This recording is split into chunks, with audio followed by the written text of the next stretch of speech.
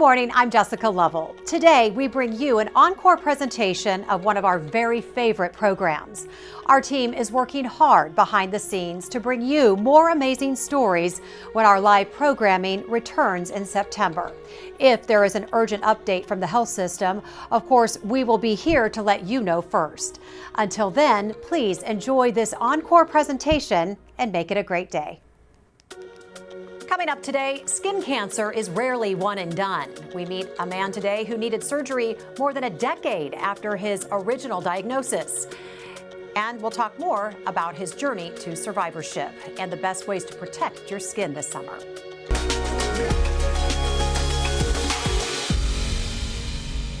Good morning, I'm Jessica Lovell, and welcome to the Morning Medical Update. Skin cancer is the most common cancer in America, but thankfully it is both preventable and treatable, especially if you catch it early. Today we are discussing the most dangerous type of skin cancer, melanoma.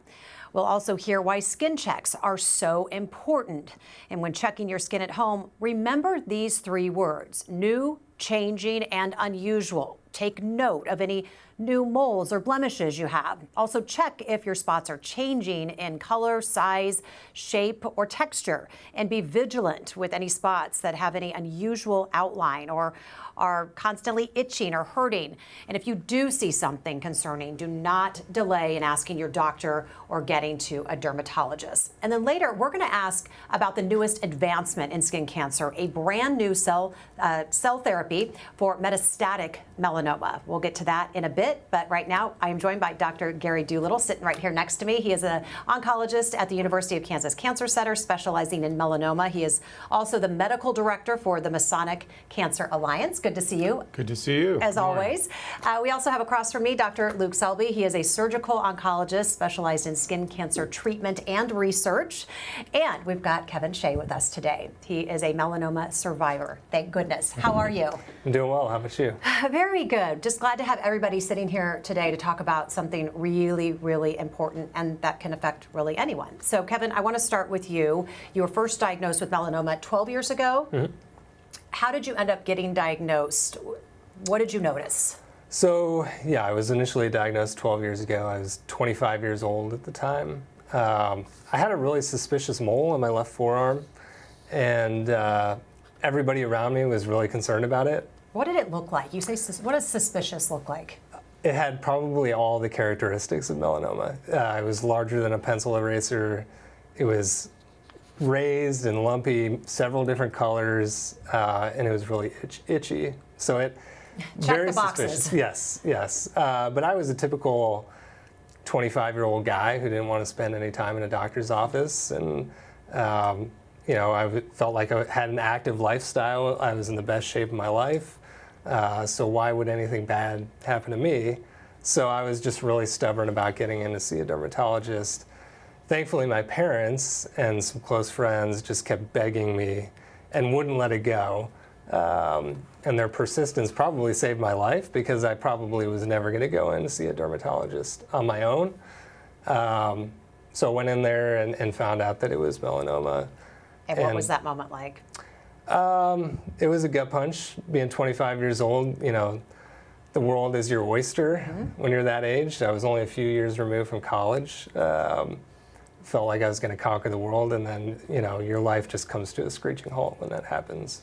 So what was your treatment 12 years ago? So I had a wide excision to remove a lot of skin around the melanoma. And it had also, that mole had been there for a while, so it unfortunately spread to one of my lymph nodes under my arm. So I had surgery to remove all of those lymph nodes. And then I did a year of interferon therapy, which was really the only option I had back then. And interferon was pretty brutal. The side effects are not. What is that? I think it was like the initial immunotherapy. It's a drug to stimulate the immune response, and we know that melanoma is typically sensitive to the immune system. Mm-hmm. However, when some patients, it will break through, as it did with Kevin, and the interferon was designed to stimulate immune cells to fight the cancer. So lots has happened in 12 years. A lot is Which is where you two are going to come in here in just a moment. I want to talk about family history and your grandfather. Mm-hmm. Tell us about him. I know you shared some photos, but I want to talk about this guy right here because he passed away of melanoma. He did, yes. So melanoma actually runs on both sides of my family tree, but my grandfather had it the worst. He passed away when I was in high school. So sadly, I had always assumed I would one day have melanoma given the family history and exposure to the sun. Because you were out doing Very stuff active. in the water and golfing, and I know we've got some photos of just you out doing life. Yeah, I played, when I was a kid, I played golf almost every day in the summer. I had a lawn mowing business. I ran cross country in high school. I was outdoors more often than I was inside. Knowing your family history, though, were you vigilant about wearing sunscreen and protecting yourself? No, as a kid, my parents took care of me. They slapped the sunscreen on me and wouldn't let me go in the pool without it. I think they lost control when I became a teenager, and they're no longer putting sunscreen on you. You're not going to wear a T-shirt in the pool, Yeah, is what you're saying. Exactly. And so, you know, I would leave to go play around a golf, and my mom might say, make sure you put sunscreen on, but then you just make a social choice as a teenager. If none of my buddies are putting sunscreen on before this round of golf, I don't want to be the one guy making a responsible decision. Right, so you're driving your mother crazy. I can hear it right now as you speak. Yeah. So let's fast forward to 2023. The melanoma reappears. Same spot, somewhere else? No. How did you know? Kind of in a weird spot. Tell us. So I noticed a lump under my chin when I was shaving one day, and it just felt weird. It kind of felt like somewhere between the size of a marble and a ping pong ball. But it was wintertime, and we have 2 young kids at home, so somebody in the house during the winter is always sick. So I assumed if it was a lymph node, it was probably because we just had strep throat or something. You didn't go immediately to No, recurrence. but it was probably on the tail end of winter. We had all been healthy for a while, and it still hadn't gone down, and it just kept bugging me. So I went to go see my dermatologist, and he referred me to KU to have a needle biopsy done, and then found out about a week later that it was melanoma. Another gut punch. All right, well, let's bring in our Cancer Center experts. Dr. Doolittle, so once somebody survives melanoma, how do you monitor it for recurrence? Right. The biggest risk years for recurrence are from the time you're diagnosed, frankly, until year 3, and then, you know, the conventional wisdom in our culture is if you're 5 years out, you're disease-free. So our tendency to scan and really follow up closely is in that first 3-year period in a real tight manner with CAT scans. Then we start backing off on scans for a couple of years. But the thing that's tough about melanoma is you can develop a second different melanoma altogether. And melanoma is notorious for really late recurrences. It does not happen often, but it happens enough that it's notorious for late recurrences. So what was that lump then? That lump was actually a lymph node that had melanoma in it. His immune response. His immune system was trying to fight the melanoma at that point. That's why his lymph node was swollen. So since his grandfather had passed away and it's a deep family history, what type of higher risk does that put Kevin at? Right. So anyone that has melanoma, their siblings, their children, their risk of melanoma is double, even if we're not talking about a genetic risk family.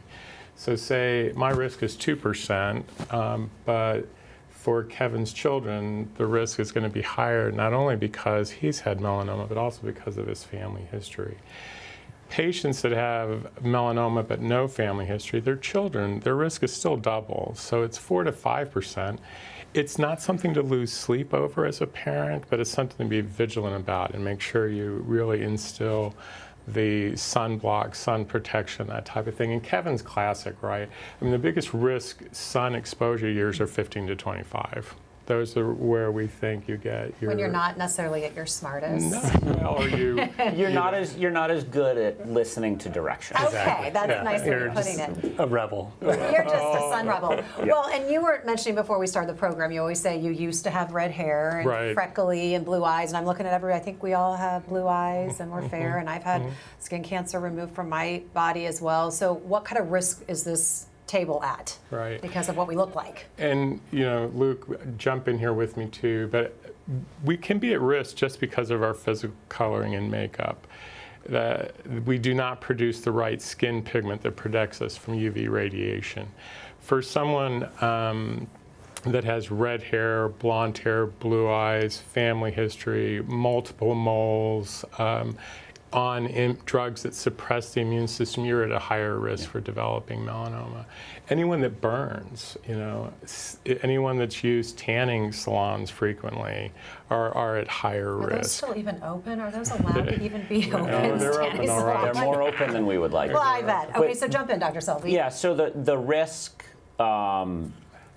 is something to pay attention to, but it doesn't prevent you from going outside and living your life, right? So I have the skin tone we all have. I have the hairstyle that Kevin and I have. But in the summer, I take the roof off my Ford Bronco. And by the way, I'm a melanoma surgeon, right? So I have this conversation with people all the time.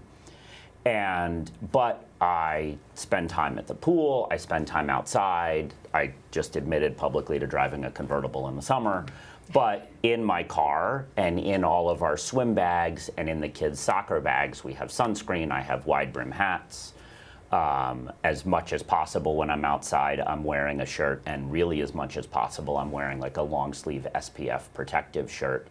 Because you can't, the sun is good for you, the sun gives you vitamin D, it's nice to be outside when it's nice out, right? So you have to live your life, you just have to live your life smartly, right? Like we driving's super dangerous, so we follow the speed limit, we wear our seatbelts, we have airbags, you modify the risk, and this is a modifiable risk just like anything else. That makes sense. So tell me how you and Kevin came together when you met him and the treatment that you performed. Yeah, so I know Kevin's story really well. Kevin and I didn't treat Kevin. What's really interesting to me as a melanoma surgeon is Kevin's story has lived two different eras of melanoma surgery. So 12 years ago, on his first surgery, he was found to have a small number of lymph nodes in his armpit that were involved.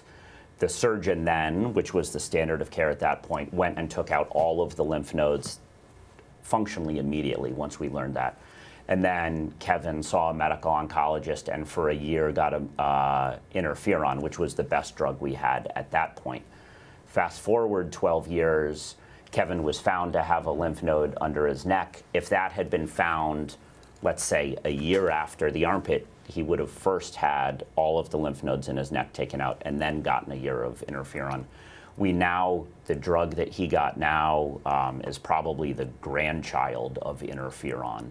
Much, much better and much easier to tolerate. So Kevin said interferon's incredibly hard to tolerate. We now tell all of our patients with immunotherapy it's really easy to tolerate. And he got that medication first to teach the immune system, to better teach the immune system how to recognize melanoma with a little bit of melanoma still in place. And then the surgeon went in and sort of cleaned up the rest. So you know Kevin's case very, very well. I didn't do the surgery, but what is involved in the neck dissection surgery? What is that and what's the goal? Anytime someone is found to have a lot of melanoma in a lymph node, and there's some nuance here, but if you're found to have a lot of melanoma in a lymph node, what the surgeon's going to do is go in and take out not only that one lymph node, but the rest of the lymph nodes in that anatomic region.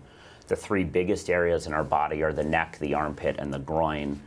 And you have lots of lymph nodes in each of those areas, sort of surrounded in an envelope of fat, and with a lot of important structures nearby that we don't want to hurt. So really what the surgeon's doing is going in, cleaning out the borders where we know those lymph nodes live, and spending most of their time, instead of looking for lymph nodes, looking for the structures we want to save and protect.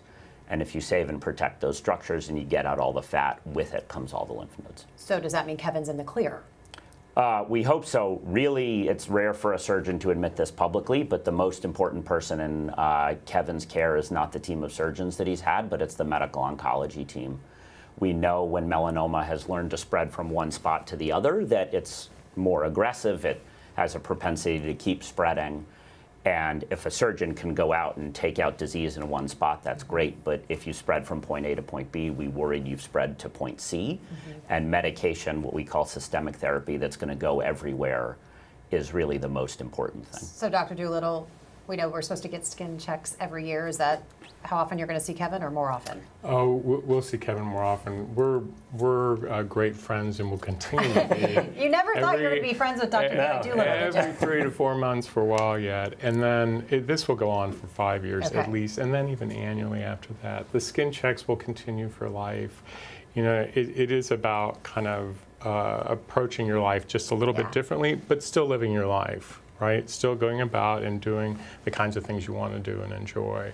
That's when Dr. Selby was talking about sun protection, sun safety. Go enjoy yourself. Just protect yourself in the process. Just be smarter. Right. Be smarter. So, Kevin, I know you learned a lot more about this than you ever wanted to, but the best part is the sound of the bell. And I want to share some video here from that moment.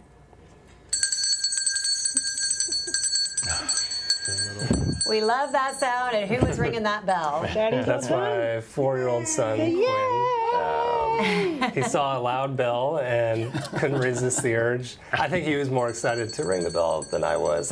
Well, it's just it's really nice, and just to be able to share that with your family and this journey that you've taken them on with you, your entire family. How many kids do you have? Two boys. We have a baby, Declan, although he's not much of a baby anymore. He just turned 1. He was actually born exactly a month before my surgery last year. So. And I can tell you have them all bundled up with hats. Yep. What is the skin protection regimen in your home? Sunscreen, SPF rash guards, bucket hats. We try to go to the pool as late in the day as possible. The nice thing is, when I was a kid, if you were the guy with the shirt on in the pool, you were the weirdo. Yeah. But now when you go to the neighborhood pool, all the kids are wearing rash guards. So yeah, that's a really I think good way maybe of the putting young it. parents of today have kind of caught on to. Right. And you see it later and later, right? So there are teenagers who are very susceptible to social pressures, right? We all were, probably every teenager in the history of time has been. But as we've learned, you know, when we were growing up, you put on sunscreen in the morning and you kind of thought that was it. And now we know you got to put it on and leave it on, or put it on and reapply it every couple hours. I tell my patients, when you're at the pool and you're hungry or you're thirsty, it's probably time for more sunscreen. But it's become much more normal. Like the parents you see are sitting in rash guards, or sitting in the shade, not only because it's hot, but because you want to stay out of the sun. But again, we're having a conversation about melanoma, talking about how to enjoy your life at the pool, not judging Kevin for being at the beach with his kids, because we want you to live your life. We do it. I have patients that I see at the pool. Yeah. A dermatologist who refers me a lot of patients I see at the pool, and we're just wearing sunscreen. Well, I think that's important, though, that you said that. That shows that the sun can be safe if you're out there with the top down, too. So you just got to do it smart. I'm going to be looking for you in that Bronco. All right, so if you have any questions for our doctors or Kevin, just ask those questions on the chat on YouTube or Facebook. We're on the X platform, or you can email the Medical News Network. The information is there on your screen. So let's talk about statistics. We say that skin cancer is the most common cancer in America, but when it comes to melanoma, how rare or common is melanoma itself? So each year, almost 100,000 people are diagnosed with melanoma, and what Dr. Selby and I are talking about is trying to keep patients away from us, right? And I would disagree with Dr. Selby a little bit, because I do feel really strongly that this is a surgical disease. If you get in early and you get diagnosed quickly, surgery will cure you. So there are many more surgical cures with melanoma than there are, systemic cures. That's why we're really pushing the prevention aspect. Having said that, for the first time, since I've been a medical oncologist, and what if I've been out 15 years or so? Is that right, Dr. Selby? Yeah. We're actually talking about, patients who have a realistic potential to be cured right now with this disease when it's widespread, not like Kevin's was, where it was confined to lymph node, but even widespread disease. So it's a whole new landscape for metastatic disease. We'll put it into perspective, though, as far as curability or treatability. When we talk about melanoma, it used to be like, oh my gosh, like a death sentence when it comes to skin cancer. It's the scariest word you could hear when it comes to that. But now, if you go back decades ago to now, where does it rank? Yeah, it's still it's of the top 5 cancers, it's really 5th in terms of mortality, so we still have a long way to go. But having said that, if you have metastatic melanoma today, we have a very realistic chance of getting you in remission with the immunotherapy that we have and with targeted agents that we have that are specific for melanoma in a way that didn't exist when Kevin was first diagnosed with his melanoma. So it's a whole new landscape. I'm thinking of that mole that he found. How long could it have gone before you can't really turn back time on that? In that era, I'm really glad he caught it when he caught it, in that era. In today's world, I would realistically, plan on him being in remission and realistically saying you have a good chance of staying in remission. And that was not the case in the first diagnosis, so. All right, when it comes to metastatic melanoma, there's a brand new cellular therapy called TIL therapy. It stands for tumor infiltrating lymphocyte. Right. Look at me. You're good. Look at me. Yeah, Okay. So just approved by the FDA earlier this year. So help us understand, who is this for? What is TIL therapy? What's it doing? And who is it for? Right, so this was first approved, finally approved. We were waiting for it for quite some time, actually, in mid-February of this year. And we talked about Kevin's lymph node and the fact that it was already fighting the melanoma. When that lymph node's removed, there are lymphocytes that are fighting the melanoma that are specific to Kevin's particular cancer. Right, so the whole idea of TIL therapy is you remove tissue that has lymphocytes in it, immune cells, that are already geared to fighting melanoma. And that's Dr. Selby's department, the whole surgical piece, because it has to be handled very carefully. Those cells are then, that tissue is then shipped off to a lab. The cells are grown in a lab in the billions, frozen, sent back to KU. We give chemotherapy for a few days, give the cellular therapy, the cells in an infusion form, and then follow up with the drug that stimulates those cells called IL-2. Dr. Selby, how important is the approval of TIL therapy? So it's incredibly important, and it's science fiction that, when Kevin was first diagnosed and he got interferon, that was because there had been research done telling us that melanoma was sensitive to the immune system, and interferon is closer to giving you flu than we would like to do. Kevin lived through it. He knows what it's like. And that was just trying to broadly turn on the immune system. The drug he got with the lymph node in his neck is a more focused way of turning on the immune system.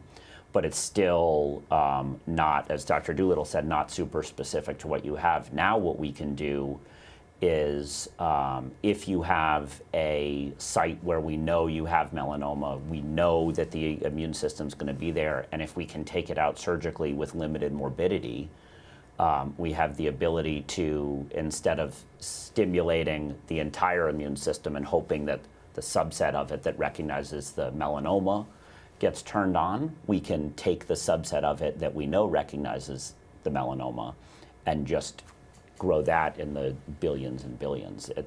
We're still early, we're still learning how to do it, we're still really learning how good it's gonna be, but we know, that the drugs that 5 years ago, 10 years ago were science fiction, they're phenomenal, right? Dr. Doolittle just said we can talk about remission with these drugs, and we never said that before. We can talk about cure, and we never said that before.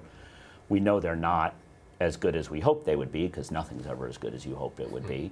But we know that TIL is going to be the next thing, and then there's going to be something else after it. There's going to be something else after it, and our hope for a long time, melanoma was so scary because you got it and we didn't have many options, unlike other cancers where we've had many options, and TIL is sort of the next really good option for us. So we're really excited. A lot of treatment developing, but in the spirit of trying to keep people out of your office and away from you too.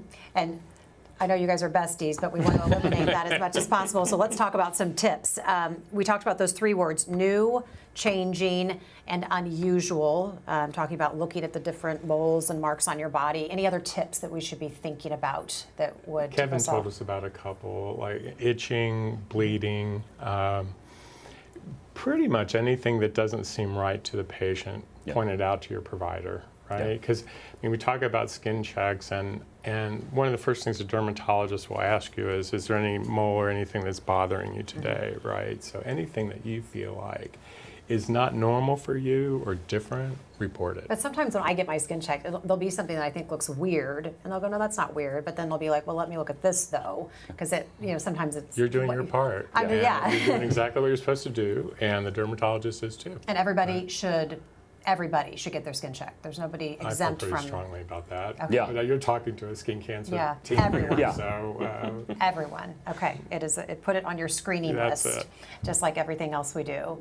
And then any other advice on sunscreen? That's always a question that comes up. What should we be looking for ingredient-wise? Stay away from. yeah, it's a really good question. I think the American Academy of Dermatologists suggests a sunscreen that has a sun protective factor, SPF of 30 or greater. I know a lot of parents are concerned about different sunscreens versus block, and the whole idea with block is it's usually zinc-based and it's not absorbed.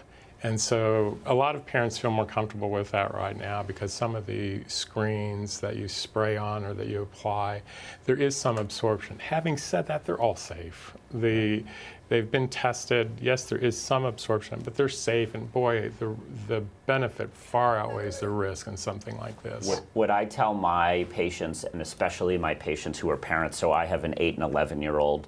The 8-year-old is a second child, so he's flirting with noncompliance, and the 11-year-old's 11, so he's really flirting with noncompliance. What I tell them is the best sunscreen is the sunscreen that your kid or you are going to put on. So we don't know what the best one is, but if we knew what the best one was and you put it on and you didn't like it, it made your skin oily or whatever, then you're not going to use it, and then it's not a good sunscreen. So find a brand that you like, find a brand that you'll put on 30 or better, apply it in the morning, and then reapply it every 2 hours. So really 30 and over, and just reapplying. That would be the two main And things to do. reapply enough. Okay. This is how I would phrase it, Kevin. A jigger full every 2 hours is the way. Jigger full, That's how you know The that you shot put enough sunblock on. Okay, good to know. How important was your family through all of this? I know we've got some photos. We got to give a shout out to Super your important. wife. Yeah, it was difficult when I was diagnosed with the recurrence because I felt like I had more people to drag through the mud with me this time, and felt like more was at stake. So it was difficult, but my wife is a superwoman. I mean, she is the engine that drives our family, and she was taking care of me after surgery and taking care of a newborn and a 4-year-old who was just off the wall, excited about everything. Well, if you've done anything wrong, you just got off the bad list. So lots of brownie points right there, and I'm sure they are well deserved. I'm sure she's been great. I want to get to some community questions, and Doug just mentioned how grateful he is that we're having this discussion. I don't think we can. We have you back. You guys are here every year. I don't think we can repeat it enough. Jeremy wants to know, are you more likely to develop melanoma issues where the sun hits you specifically, or can it trigger melanoma anywhere? So if you expose it on your head, it could then develop on your leg. So the answer is yes. Okay. So your parts of your body that get more sun are more at risk, but it's not. If you've worn a shirt every day your entire life, you can still get melanoma on your trunk. So when you get a skin exam by your primary care doctor or your dermatologist, they're looking everywhere, including places that get very little sun, because you can get melanoma everywhere. Can a mole be melanoma? Yes. I mean, that's part of our challenge, right? Because maybe up to 50% of melanomas actually evolved from an existing mole. And so the patient thinks, I've had this mole my whole life, But usually what prompts the attention is it's changed some way. It's itching, it's bleeding, it doesn't look the same. Okay, right? the changing almost sounds like that is, it's doing something weird on your Most skin. moles aren't melanoma, right? Most Right. moles are moles. And they're just going to stay looking And they're just feeling going the to same. stay that way. But if you've, I mean, I've got, I don't know, 20 moles on my forearm that have been there forever, and I don't look at them every day, but I look at them from time to time. And when I notice, if I notice it was going to change, you know, I've got 20 dermatologists' cell phone numbers, and I would text one, and I'd text my dermatologist and get in right away. Great conversation today. Lots of takeaways, but what do you think the number one is today? I think the number one is that you should practice good sun protection and good sun hygiene, but you're allowed to do that going out in the sun. It's about to get nice. We don't want to scare people, but we don't want you to be reckless. Put that top down. Yeah. Just be smart. Just be responsible. Be responsible. That's right. All right, Dr. Doolittle, what is the big takeaway today? I would say if you've recently been diagnosed with melanoma, just remember that there have been amazing changes in the last decade. And I think it's so common for patients to get on the internet and read. And a lot of what you read out there is really good information, and a lot of it's really dated. And then there's just so much more room for optimism and hope than there's ever been in the melanoma space. And we're really pleased to be part of the melanoma team. We're really pleased to be able to offer TIL here at KU now. Delivering new treatment. So Yeah. thank you. Great information. Kevin, thanks so much for sharing your story. Before we started, you said, gosh, I didn't think that I was the face of skin cancer or melanoma because I'm not an old guy. So I just keep looking at your face thinking, you know, you are the face of it, and we just appreciate you being somebody who to share your story. So if somebody looks at you and goes, hey, if that guy could get it, you know, maybe I can. So what's the big takeaway from your story you want people to know? I think the big takeaway for me goes back to my initial diagnosis and just how stubborn I was to listen to people around me who cared about me and were telling me to do something. So I would say if you have somebody in your life who's telling you to go see a doctor either for a physical ailment or whether it's mental health or addiction or something, that person's not saying that to be annoying or a nuisance to you. They're telling that to you because they care about you and they want you to do something about it. Really, really well So said. listen to those around you, I guess. Listen to your mother and your wife. Exactly. Right? Another little tip of the day. Too close to mother. You're welcome. You're welcome for that's my advice today. You're welcome. Okay, guys. Subscribe to our morning medical update and open mics with Dr. Stites podcast. Now, everywhere podcasts are available.